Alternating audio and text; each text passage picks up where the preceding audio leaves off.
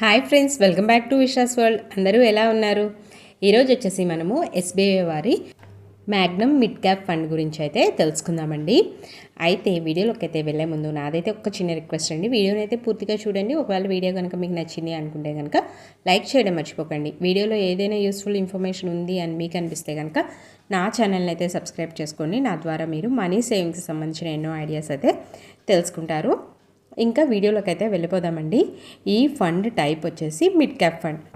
Mid cap fund అంటే కనుక సెబీలో register అయిన 101 నుంచి 250 లోపు కంపెనీస్లో ఇన్వెస్ట్ చేసేది మిడ్ క్యాప్ ఫండ్ అనమాట.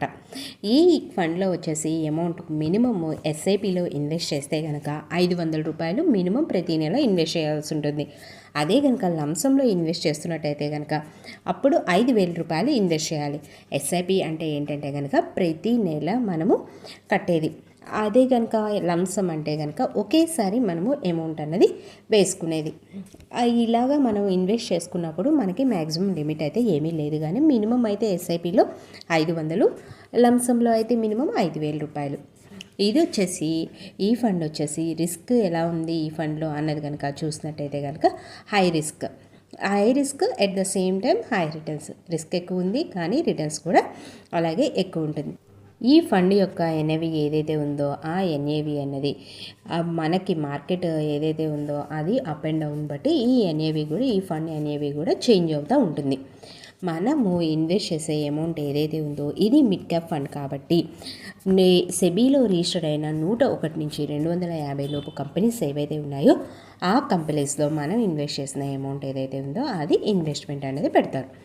ఇందులో వచ్చేసి మనం కనుక చూసుకున్నట్టయితే కనుక లాస్ట్ 5 ఇయర్స్ తర్వాత లాస్ట్ 10 ఇయర్స్లో ఈ ఫండ్ అనేది ఎలా పర్ఫామ్ చేసింది, ఎలా రిటర్న్స్ అన్నది జనరేట్ చేసింది, ఎంత రిటర్న్స్ జనరేట్ చేసింది అన్నది కనుక మనం చూసినట్టయితే కనుక ఈ ఫండ్లో వచ్చేసి లాస్ట్ 5 ఇయర్స్ 23%, 26% అనేది రిటర్న్స్ అనేది జనరేట్ చేసింది. అట్లాగే 10 ఇయర్స్ కనుక చూసుకున్నట్టయితే 21 నుంచి 24% వరకు కూడా రిటర్న్స్ అనేది జనరేట్ చేసింది. ఇందులో వచ్చేసి ఈ ఫండ్ పర్ఫార్మెన్స్ ఏదైతే ఉందో అది అంత బాగుండడానికి మెయిన్ కారణం ఏంటంటే కనుక ఇందులో ఈ ఫండ్లోని ఎక్స్పీరియన్స్డ్ ఫండ్ మేనేజర్స్ ఎవరైతే ఉన్నారో వాళ్ళ వల్ల ఈ ఫండ్ పర్ఫార్మెన్స్ అనేది బాగుంది. తర్వాత లాంగ్ టర్మ్ గ్రోత్ అనేది ఎలా ఉంది అన్నది కనుక మనం చూసుకున్నట్టయితే కనుక లార్జ్ క్యాప్ ఫండ్తో కనుక ఈ మిడ్ క్యాప్ ఫండ్స్ని మనం కంపేర్ చేసుకున్నట్టయితే కనుక ఇందులో వచ్చేసి ఫాస్ట్గా గ్రోతింగ్ అనేది ఉంటుంది ఈ లార్జ్ క్యాప్ ఫండ్తో కంపేర్ చేసుకుంటే. అలాగే ఫాస్ట్గా గ్రోతింగ్తో పాటు రిస్క్ కూడా మిడ్ క్యాప్ ఫండ్లో ఎక్కువ ఉంటుంది కొంచెం. ఈ ఫండ్లో వచ్చేసి మనము ఇన్వెస్ట్ చేయాలి అని అనుకుంటే కనుక మనము ఈ ఫండ్లో ఎప్పుడైనా ఇన్వెస్ట్ చేస్తున్నాము అనుకుంటే కనుక ఖచ్చితంగా మనము ఒక 10 సంవత్సరాల పాటు ఇన్వెస్ట్ చేయగలిగితే రిటర్న్స్ ఏవైతే ఉన్నాయో ఆ రిటర్న్స్ మనం ఎక్స్పెక్ట్ చేసిన రిటర్న్స్కి కొద్దిగా దగ్గరగా ఉంటాయి. మనం ఎక్స్పెక్ట్ చేసిన రిటర్న్స్ కన్నా కూడా కొద్దిగా ఎక్కువగా ఉన్న ఆశ్చర్యపడవసరం లేదు, కానీ ఖచ్చితంగా మనం 10 సంవత్సరాల పాటు ఇన్వెస్ట్ చేయవలసి ఉంటుంది. ఈ ఫండ్లోని ఎవరు ఇన్వెస్ట్ చేసుకోవచ్చు అన్నది కనుక మనం చూసుకున్నట్టయితే కనుక ఈ ఫండ్లో అందరూ ఇన్వెస్ట్ చేసుకోవచ్చు, కానీ మనము ఖచ్చితంగా ఒక 10 సంవత్సరాల పాటు ఇన్వెస్ట్ చేయగలుగుతాము.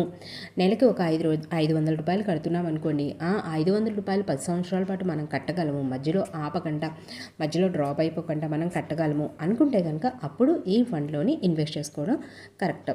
ఈ ఫండ్లో వచ్చేసి ఎస్ఐపి అంటే మనం ముందుగానే చూసాం కదా, మంత్లీ మనం కట్టే అమౌంట్ని ఎస్ఐపి అంటామన్నమాట. ఎవ్రీ మంత్ ఒక ఫిక్స్డ్ అమౌంట్, ఒక 500తో ఎస్ఐపి స్టార్ట్ చేస్తే 500 రూపాయలు అలాగా 10 సంవత్సరాల పాటు కట్టాలి. అదే 5,000 రూపాయలతో ఎస్ఐపి స్టార్ట్ చేస్తే 5,000 రూపాయలు కూడా అలా కట్టాలి.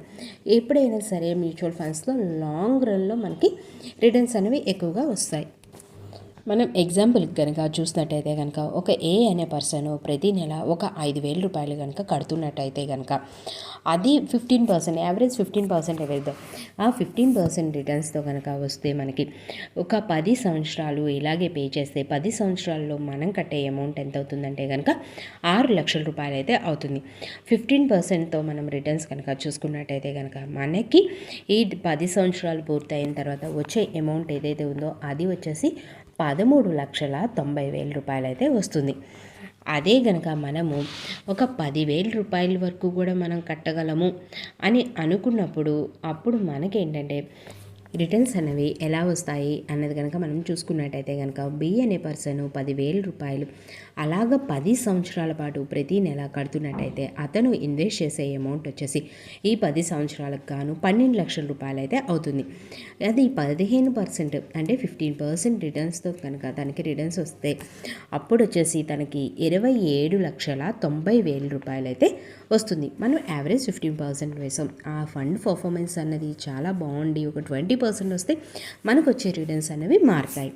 అలా కాకుండా మనము ఎస్ఐపి కాకుండా లంసమ్లో ఇన్వెస్ట్ చేస్తే అప్పుడు మనకు వచ్చే రిటర్న్స్ ఏవైతే ఉన్నాయో అవి చాలా వరకు మారుతాయి. మనము 6 లక్షల రూపాయల వరకు కట్టాం. ఇప్పుడు నెలకి 5,000 రూపాయల చొప్పున ఇన్వెస్ట్ చేసినప్పుడు 10 సంవత్సరాల పాటు మొత్తం మనం ఇన్వెస్ట్ చేసిన అమౌంట్ ఎంత 6 లక్షల రూపాయలు. అదే 6 లక్షల రూపాయలు లంసంలో మనం ఒకేసారి ఇన్వెస్ట్ చేసినట్టయితే కనుక ఈ ఫండ్లోని 10 సంవత్సరాలకి చూసుకున్నట్టయితే 24,30,000 రూపాయలు అయితే వస్తుంది. అదే కనుక లంసంలోని మనము నెలకి 10,000 చొప్పున కడుతున్నాం కదా, ఆ 10,000 చొప్పున కట్టినప్పుడు మనం 12 లక్షల రూపాయలు ఇన్వెస్ట్ చేస్తున్నట్టు అవుతుంది 10 సంవత్సరాల్లో. ఆ 10 సంవత్సరాల్లో లంసంలో 12 లక్షల రూపాయలు ఇన్వెస్ట్ చేస్తే మనకు వచ్చే రిటర్న్స్ ఏవైతే ఉన్నాయో అవి 40,50,000 రూపాయలు. మనకి ఎప్పుడు కూడా ఎస్ఐపి కన్నా కూడా లంసంలో రిటర్న్స్ అనేవి ఎక్కువ వస్తాయి. ఎందుకంటే మనం ఒకేసారి ఒక అమౌంట్ అనేది వేస్తాం కాబట్టి ఇక్కడ వచ్చేసి మనకి ఎస్ఐపి కన్నా కూడా ఎక్కువ పర్సెంట్ రిటర్న్స్ అనేవి వస్తాయి. ఇదండి ఎస్బీఐ మ్యాగ్నెట్ ఫండ్ గురించి పూర్తి వివరాలు. నా వీడియో కనుక మీకు నచ్చినట్టయితే కనుక లైక్ చేయండి, షేర్ చేయండి, సబ్స్క్రైబ్ చేయండి. Thanks for watching.